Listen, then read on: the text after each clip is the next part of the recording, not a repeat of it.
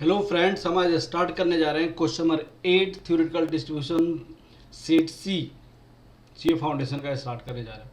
ये question number 8 जो है that is the most important normal distribution का क्वेश्चन है, कंडीशनल प्रोबेबिलिटी का क्वेश्चन है। इसको आपको समझना पड़ेगा। कंडीशनल प्रोबेबिलिटी में होता क्या है, जो प्रोबेबिलिटी में मैंने बहुत अच्छे से आप लोग को डिस्कस किया है, probability of A condition B that equal to probability of A intersection B divided by probability of B. ये मैंने आपको समझाया था।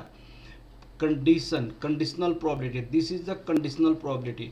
Probability of A complement B, ये इन कंडीशन बी ये होता है। अब आपको मान लिया जाए जिसमें नॉर्मल डिस्ट्रीब्यूशन में मीन आपको 50 दिया हुआ है, स्टैंडर्ड डेविएशन आपकी 10 दिया हुआ है। What is the value of this? Value of this का मतलब प्लीज आप बहुत अच्छे समझिएगा। x लेस और equal to 60, condition that x greater than 50, condition that x greater than 50। तो यहाँ पे प्रोबेबिलिटी x लेस और equal to 60 intersection probability x greater than 50 whole divided by probability x greater than 50। इसको आप लोग समझिए बहुत अच्छे से। अब देखिएगा, बहुत अच्छे से समझने की जरूरत है कि अगर मान लिया जाए यहाँ पे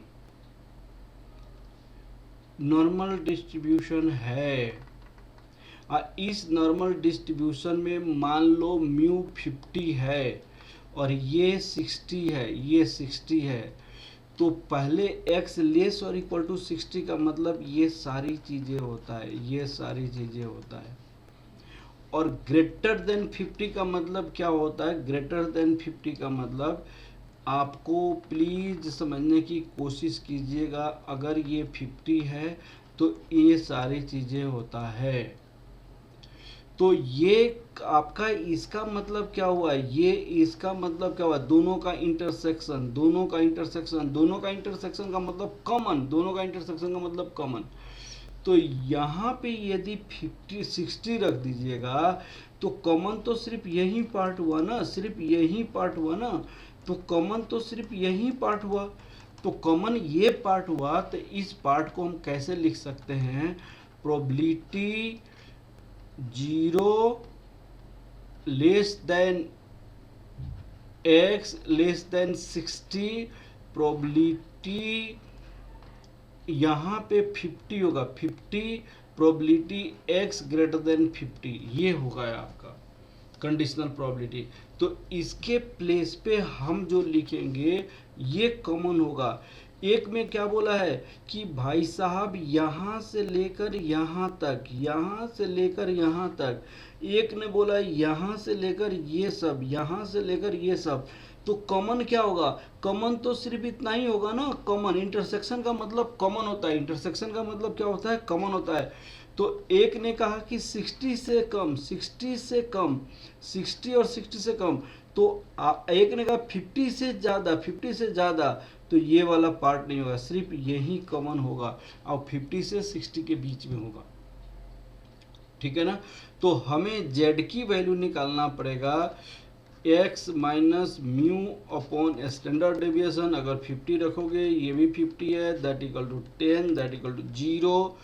और प्रोबेबिलिटी z आपको 60 रखोगे, 60 50 minus 10 that equal to 10 divided by 10 that equal to 1। तो आपको यहाँ पे z की वैल्यू 1 हो जाएगा, यहाँ पे z की वैल्यू 0 हो जाएगा, यहाँ पे z की वैल्यू 0 हो जाएगा, z की वैल्यू 1 हो जाएगा। तो हम इसको क्या लिख सकते हैं? प्रोबेबिलिटी x लेस और equal to 60, condition that x greater than 50। इसको हम लिख सकते हैं प्रोबेबिलिटी x लेस और इक्वल टू 60 को हम 1 लिख सकते हैं। यहाँ पे z अगर लिखेंगे, z लिखेंगे तो यहाँ पे 1 लिख देंगे। Intersection probability z greater than 0 whole divided by probability z greater than 0, यहाँ पे लिखेंगे। अब इसका मतलब क्या हुआ, इसका मतलब क्या हुआ कि प्रोबेबिलिटी z जीरो लेस और इक्वल टू z लेस और इक्वल टू आपको 1 हो जाएगा, और प्रोबेबिलिटी आपको z ग्रेटर देन 0 हो जाएगा। अब इस केस में इसकी प्रोबेबिलिटी नॉर्मल डिस्ट्रीब्यूशन के बेसिस पे हमें देखेंगे 0 से 1 के बीच में कितना था। अब वो जो वैल्यूज है वो वैल्यू मैंने आपको नॉर्मल डिस्ट्रीब्यूशन देखने के आपको मैं बताया था टेबल में। अब वो टेबल में इसमें या तो यहाँ पे वैल्यूज दिया होना चाहिए, क्वेश्चन में आपको वैल्यू दिया रहेगा, नहीं तो टेबल दिया रहेगा। अब उस टेबल के बेसिस पे हम निकाल सकते हैं, तो वो टेबल आपके बुक में है, बुक के बेसिस पे निकाल सकते हैं आपको यहाँ पे।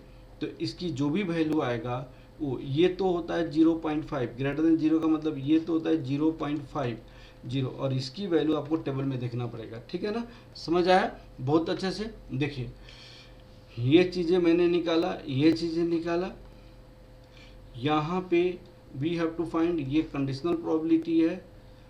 अब आपको ये नहीं होगा, यहाँ पे ये नहीं होगा, देखिए ये चीज़ें। तो ये अब देखिए हमारे पास 60 से कम, 60 से कम ये सारी है, 50 से ज़्यादा, 50 से ज़्यादा ये सारा है, लेकिन कॉमन क्या है, यहाँ पे 60 है, तो कॉमन तो 50 और 60 के बीच में ही है ना, तो ये वाली कॉमन है। तो आपको ये वाला नहीं, यहाँ पे आपको दिखाना पड़ेगा, यहाँ पे बुक में इसकी टेबल आपको बनाना पड़ेगा। ये वैल्यू किसकी वैल्यू है, प्रोबेबिलिटी यहाँ पे 60 50 लेस और इक्वल टू x, ऐसे बनाना पड़ेगा, x इक्वल टू 50 और ये, ठीक है। प्रोबेबिलिटी यहाँ लिखने की जरूरत नहीं है, ठीक है।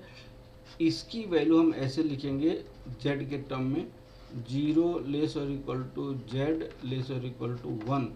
तो ये आपको टेबल से आया, फ्रॉम टेबल, टेबल देखना पड़ेगा, टेबल स्टैंडर्ड नॉर्मल कर्व के टेबल, स्टैंडर्ड नॉर्मल कर्व के टेबल, स्टैंडर्ड नॉर्मल कर्व। ये तो आपको यहाँ पे वो उसकी प्रोबेबिलिटी पूछा है, तो ये हो जाएगा आपका सिंपल सा। तो आपको 0.3413 ये, तो आपको यहाँ से मैं टेबल ले लेता हूँ यहाँ पे, तो यहाँ पे लिखेंगे 0.3413, इसको डिवाइड करेंगे तो कितना होगा, 0.3413 डिवाइड 0.5 डिवाइड करेंगे तो 0.6826 हो जाएगा, 6826 हो जाएगा। That is the this B part answer हो जाएगा, बी पार्ट, ठीक है ना। तो ये इंपॉर्टेंट क्वेश्चन है, कंडीशनल प्रोबेबिलिटी का क्वेश्चन है, इसको बहुत अच्छे समझना पड़ेगा और उसके बेस पे लिखना पड़ेगा। Okay, thank you class.